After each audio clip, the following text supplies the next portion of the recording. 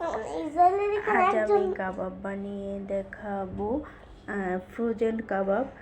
তো এই ব্লেন্ডার এবং শিলপাটা ছাড়া আমি কিভাবে কাবাব বানাই তাই আজ আমি আপনাদের সাথে শেয়ার করব। আসসালামু আলাইকুম, সকলে কেমন আছেন? আশা করি আল্লাহর মধ্যে ভালো আছেন। তো যে যেখান থেকে আমার ভিডিওটি দেখতেছেন প্লিজ একটা লাইক দিয়ে দেখা শুরু করবেন।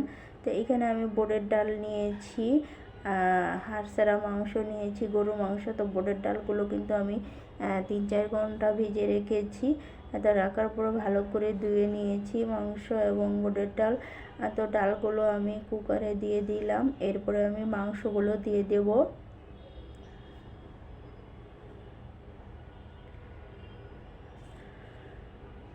আমি এখন হাড় ছাড়া মাংসগুলো দিয়ে দিচ্ছি। আমি কিন্তু মাংসগুলো ভালো করে ধুয়ে নিয়েছি। তারপরে পেঁয়াজ কুচি দিয়ে দিলাম।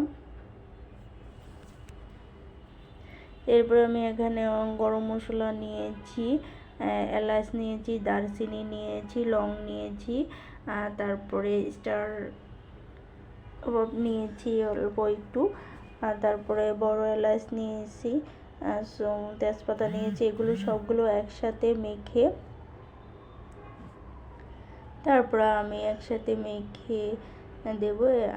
রসুন পেস্ট দিয়ে দিলাম 2 টেবিল চামচ, তারপরে আদা পেস্ট দিয়ে দেব 2 টেবিল চামচ, আর রসুন পেস্ট, আদা পেস্ট,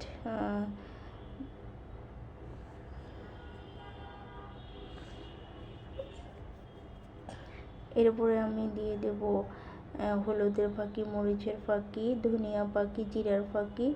এগুলো দিয়ে লবণ তেল দিয়ে ভালো করে মেখে পানি দিয়ে বসিয়ে দেব।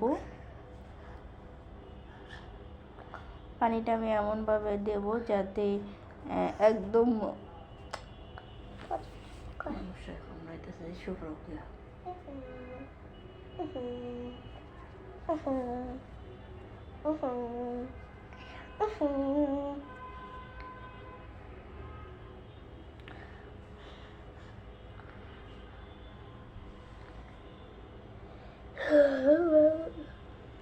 এটা লবণ দিয়ে দিলাম। লবণ দিয়ে এরপরে ভালো করে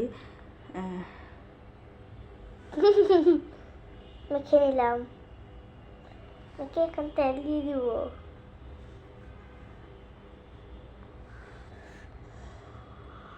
আমি এখন তেল দিয়ে দিলাম।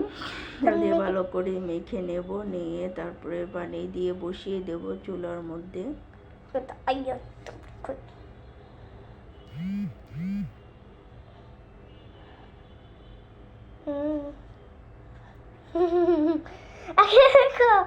পানিতে দিও।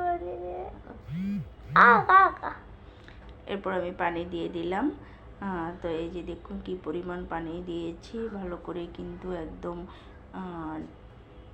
মানে একটু বাসা আছে। তো আমি একটা সিটি দিয়ে নেব।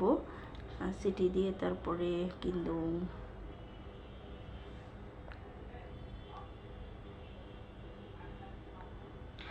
তো আমি একটা সিটি দিয়ে নিয়েছি। এরপরে আমি এটাকে ভালো করে শুকনো করে নেব। কিন্তু প্রায় সিদ্ধ হয়ে গেছে সবগুলোই। তো এরপরে কিন্তু আমি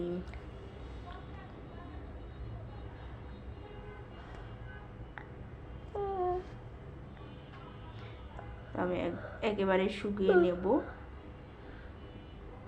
শুকনো করে কিন্তু তারপরে কিন্তু আমি এই যে দেখুন ডালগুলো কিন্তু একদম গলে গেছে। এরপরে কিন্তু মাংসটা কিন্তু আমি হাতে এভাবে কচলিয়ে নিলেই দেখা যাবে মাংসটাও একদম গলে যাবে।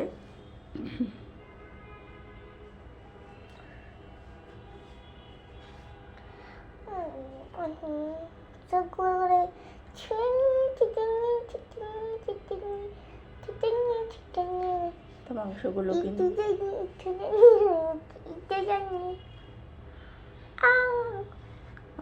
কিন্তু আমার গলে গেছে। যে আমি কিন্তু ভালো করে হাতে মিক্স করে নিচ্ছি।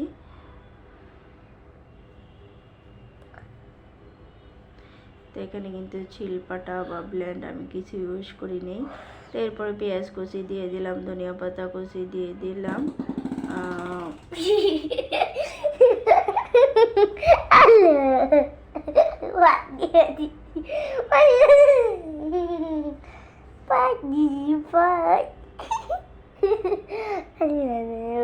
এরপরে জিরার পাখি, ধনিয়ার পাখি, গরম মশলা দিয়ে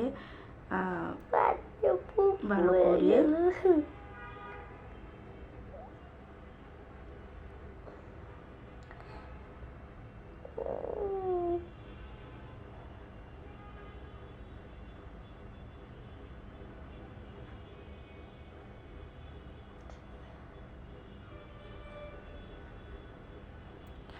তো আমি এখানে 2টা ডিম দিয়েছি, ডিমটা অবশ্যই স্পিন হয়ে গেছে, তো এই কারণে আর কি। ও মামা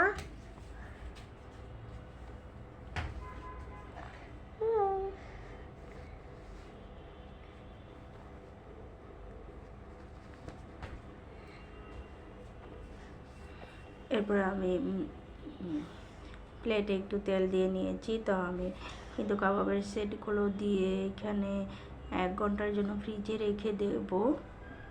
রেখে তারপরে একটু শক্ত হলে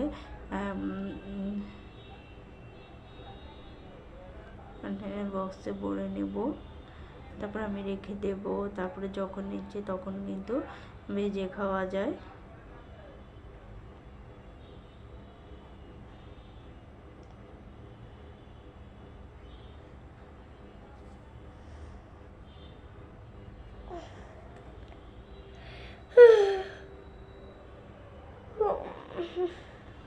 তো কাবাবগুলো আমি এভাবে সবগুলো সেট দিয়ে নেব, আর কিছু কিন্তু আমি ব্রেড গামে ভিজাবো।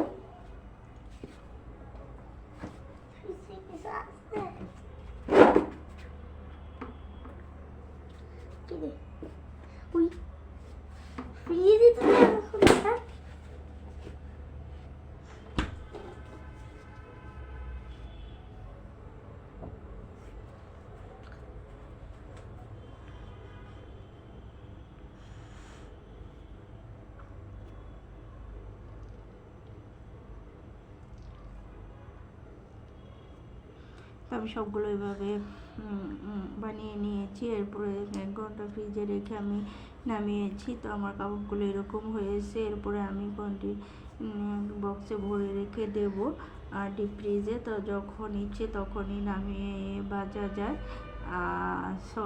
আর কিছু ভেজে নেব। তো যারা যারা আমার ভিডিওটি এতক্ষণ দেখেছেন প্লিজ লাইক দিতে ভুলে গেলে একটা লাইক দিবেন। আর যারা নতুন দেখতেছেন প্লিজ সাবস্ক্রাইব করে পাশে থাকবেন আর বেল বাটনটি বাজিয়ে দিবেন। যখনই আমি নতুন নতুন ভিডিও আপলোড করব তখনই আপনারা নোটিফিকেশন পেয়ে যাবেন সাথে সাথে। তো সবাই ভালো থাকবেন। তো আমি কিন্তু কিছু এখন ভেজে নেব আর কি।